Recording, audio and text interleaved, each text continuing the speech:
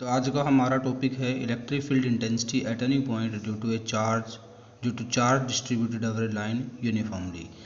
तो मीनिंग क्या है, हम गोज थ्योरम की एप्लीकेशन कर रहे हैं। हमारी फर्स्ट एप्लीकेशन है, हमें किसी लाइन के ऊपर अगर चार्ज गिवन है, लीनियर चार्ज डिस्ट्रीब्यूशन गिवन है, उसकी वजह से electric field intensity find out करना है। तो सबसे पहले हम क्या सपोज करेंगे, let us consider a line of length L. एक लाइन कंसीडर की जिसकी लेंथ जो है हम कंसीडर करते हैं L and plus Q charge is uniformly distributed over this line.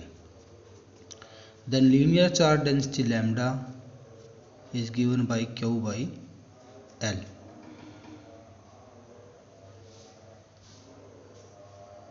Linear charge density जो है वो लैम्डा जो है Q बाई L आ जाएगा। अब अगर हम ये सपोज करें कि कोई भी पॉइंट P हमारे पास है, ये कोई पॉइंट P है जिस पे हमें electric field intensity find out करना है, जिसका डिस्टेंस जो है लाइन से r डिस्टेंस पे है, और हमें यहाँ पे electric field intensity find out करना है P पॉइंट पे। तो हम सबसे पहले अगर हम कंसीडर करें दो स्मॉल लेंथ ले, दोनों एंड पे स्मॉल लेंथ dl, जहाँ पे plus dq charge uniformly distributed है, दोनों ही एंड पे लेते हैं। हम ये सपोज करके चलते हैं वायर, अगर हम L लेंथ की जगह हम ये सपोज करें कि इसकी इनफाइनाइट लेंथ है, और DL लेंथ जो इसके एंड पे हमने कंसीडर किया जहाँ पे plus DQ charge uniformly distributed है, अगर इसकी वजह से हम electric field intensity point P पे निकालें।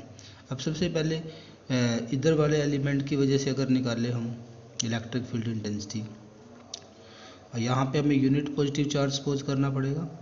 तो यहाँ जो इलेक्ट्रिक फील्ड आएगा उसकी डायरेक्शन इस साइड आएगी। मान लो मैं इसको नाम दे देता हूँ DE1। और ऐसे ही अगर DL एलिमेंट की यहाँ से इलेक्ट्रिक फील्ड इंटेंसिटी इस पॉइंट पे निकाल ले हम, और इस DL एलिमेंट इतना स्मॉल है कि एक पॉइंट चार्ज की तरह वर्क करता है, तो यहाँ पे इलेक्ट्रिक फील्ड इंटेंसिटी DE2 इस साइड आएगा।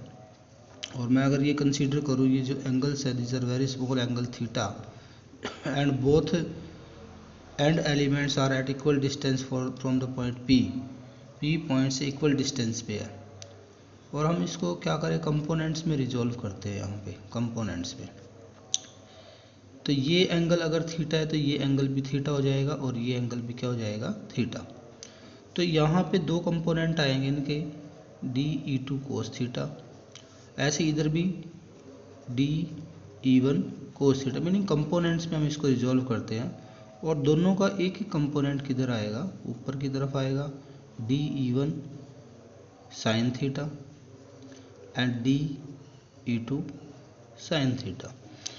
मीनिंग अगर हम इनका हॉरिजॉन्टल कंपोनेंट देखें, DE2 कोस थीटा, अगर लेंथ दोनों एलिमेंट्स की सेम है तो इलेक्ट्रिक फील्ड की वैल्यू भी क्या आएगी, सेम। और जो कोसाइन कंपोनेंट है ये कहीं ना कहीं एक दूसरे को क्या करते हैं, कैंसिल आउट करते हैं। जबकि जो इलेक्ट्रिक फील्ड इंटेंसिटी आते हैं वो साइन कंपोनेंट की वजह से है।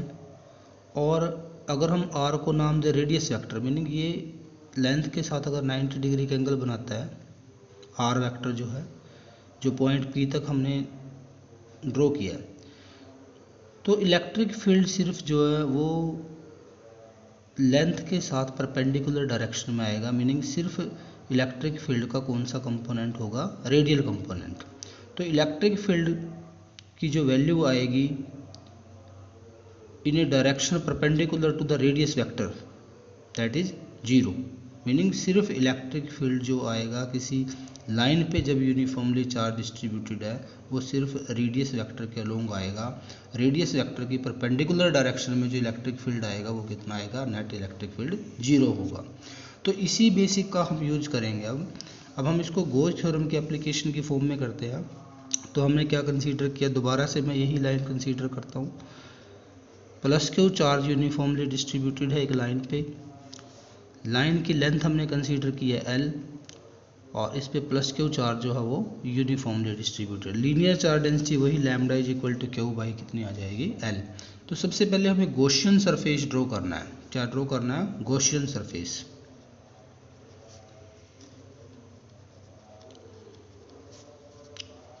अगर गोज थ्योरम अप्लाई करने तो गॉसियन सरफेस हमें ड्रॉ करना पड़ेगा।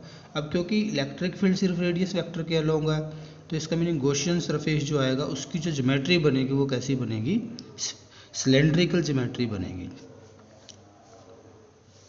कैसा सरफेस होगा, सिलेंड्रिकल सरफेस। गॉसियन सरफेस जो आएगा वो सिलेंड्रिकल आएगा due to the symmetry of electric field.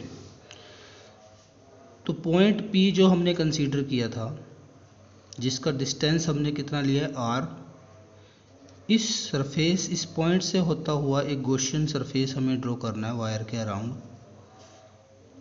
कैसा सरफेस, सिलेंड्रिकल सरफेस। ये सिलेंड्रिकल सरफेस ड्रॉ कर दिया। अब पॉइंट P जो है यहाँ पे हम स्मॉल एरिया एलिमेंट कंसीडर करेंगे सबसे पहले ds1। ऐसे ही दो सरफेस ये भी है साइड में, सर्कुलर जो सरफेस नज़र आ रही है, यहाँ भी दो सरफेस ड्रॉ कर लेते हैं ds2 और ds3। और अगर यूनिट नॉर्मल वेक्टर हम ड्रॉ करें, n1 कैप इधर आएगा, ऐसे इस सरफेस के साथ परपेंडिकुलर n2 कैप, और इस सरफेस के साथ परपेंडिकुलर जो आएगा n3 कैप आएगा। बट इलेक्ट्रिक फील्ड जो आएंगे, इलेक्ट्रिक फील्ड हर एक पॉइंट पे हमें पता है, हमने ऊपर वाला टॉपिक कंसीडर किया था जो, उसमें इलेक्ट्रिक फील्ड की डायरेक्शन हमेशा कैसे आई, रेडियस वेक्टर के अलोंग आई है। तो तीनों केसेस में इलेक्ट्रिक फील्ड की डायरेक्शन कैसे होगी, अलोंग द रेडियस वेक्टर। तो मीनिंग ये हमारा डायग्राम बन गया। सबसे पहले डायग्राम पे आपको फोकस करना है, इलेक्ट्रिक फील्ड और यूनिट नॉर्मल वेक्टर को रिप्रेजेंट करना है सबसे पहले। तो अब हमें क्या निकालना है, टोटल इलेक्ट्रिक फ्लक्स निकालना है। अगर हम ds2 सरफेस के साथ इलेक्ट्रिक फील्ड को चेक करें, यानी कि unit normal vector n2 cap के साथ ई की डायरेक्शन चेक करें, तो यहाँ पे एंगल 90 डिग्री है, तो यहाँ भी एंगल कितना है, 90 डिग्री है। तो मीनिंग अगर फ्लक्स का फॉर्मूला लगाते हैं हम यहाँ पे, total flux, total electric flux through the Gaussian surface,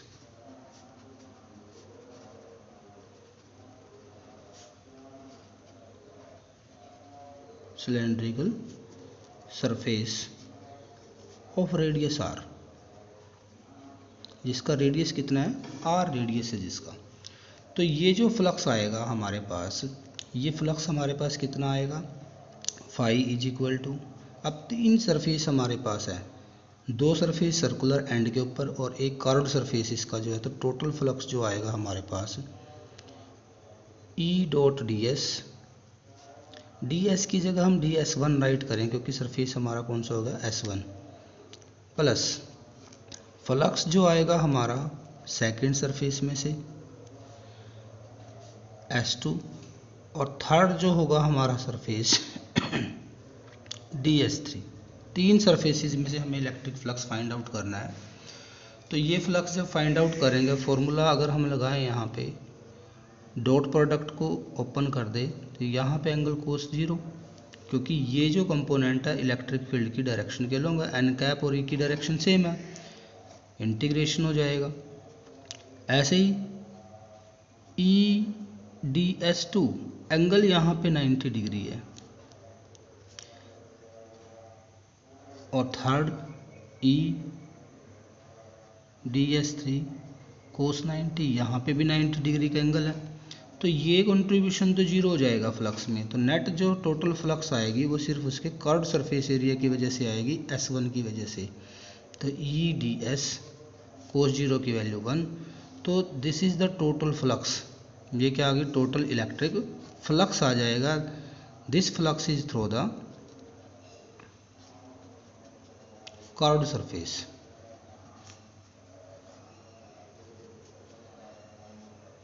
curved surface में से आएगा ये फ्लक्स टोटल। तो कर्व्ड सरफेस में से अगर हमें फ्लक्स फाइंड आउट करना है, phi E is equal to integration सिर्फ सरफेस का होगा ds1 का, और कर्व्ड सरफेस का एरिया आपको 10th क्लास में आप पढ़ चुके हो, तो एरिया होगा इसका 2 पाई r l। ये होता है curved surface area of cylinder, 2 pi r l। अब हमें गोज थ्योरम का यूज करना है।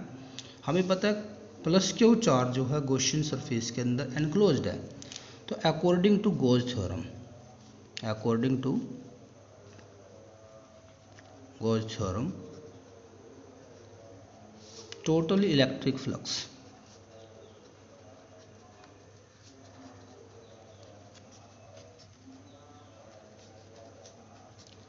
थ्रू द सरफेस, सरफेस कौन सा, Gaussian surface, enclosing plus Q charge, क्या आएगा total electric flux, this is equal to Q by epsilon naught. ये हम इनको नाम दे देते हैं, this is equation number 1 and this is equation number 2, और दोनों ही इक्वेशन को हम क्या कर लेंगे यहाँ पे कंपेयर। देखो गॉस थ्योरम के अकॉर्डिंग जो अगर सरफेस के अंदर प्लस क्यू चार्ज एनक्लोज्ड है तो गॉस थ्योरम की डेफिनेशन ही यही है कि टोटल फ्लक्स जो आएगा वो Q divide by epsilon not के इक्वल आएगा। अगर हमने सिलेंडर को वायर को कहाँ रखा हुआ है, किसी वैक्यूम के अंदर रखा हुआ है, यानी कि एयर के अंदर रखा हुआ है तब। तो फ्रॉम इक्वेशन 1 एंड 2, इक्वेशन 1 और 2 को कंपेयर कर लेना है। तो हमारा E इंटू 2 पाई आर एल ये इक्वेशन 1 से आ जाएगा, और इक्वेशन 2 से हमारा आ जाएगा क्यू बाई एप्सिलॉन नॉट, क्योंकि दोनों केसेस में हमने इलेक्ट्रिक फ्लक्स फाइंड आउट किया, लेफ्ट साइड इक्वल तो राइट भी क्या होगी इक्वल। तो इलेक्ट्रिक फील्ड की जो वैल्यू आएगी ई की 2 पाई आर एल को इधर ले आएंगे डिवाइड में, तो 2 pi epsilon naught r into L, या क्यू बाई एल की अगर हम वैल्यू पुट कर दें इसमें तो इलेक्ट्रिक फील्ड इंटेंसिटी जो आएगा this is Q divide by Q by L को हम क्या पुट कर देंगे यहाँ पे लैम्डा पुट कर देंगे। क्यू बाई एल को हम पुट कर सकते हैं लीनियर चार्ज डेंसिटी, तो क्यू की जगह हम यहाँ पे क्या लगाएंगे लैम्डा लगाएंगे, linear charge density lambda divide by 2 pi epsilon naught r हो जाएगा। तो लैम्डा कांस्टेंट है, एप्सिलॉन नॉट कांस्टेंट है, 2 पाई कांस्टेंट है, यानी कि इलेक्ट्रिक फील्ड इंटेंसिटी का अगर हम रिलेशन चेक करें पॉइंट पी के डिस्टेंस के साथ तो ये इन्वर्सली प्रोपोर्शनल आएगा किसके आर की। This is the variation of electric field intensity at any point when charge is distributed uniformly on A line. तो आर के क्या होगा डिस्टेंस के इन्वर्सली प्रोपोर्शनल होगा। तो ये होगा हमारा article 1। Okay, electric field intensity हमने फाइंड आउट कर ली है।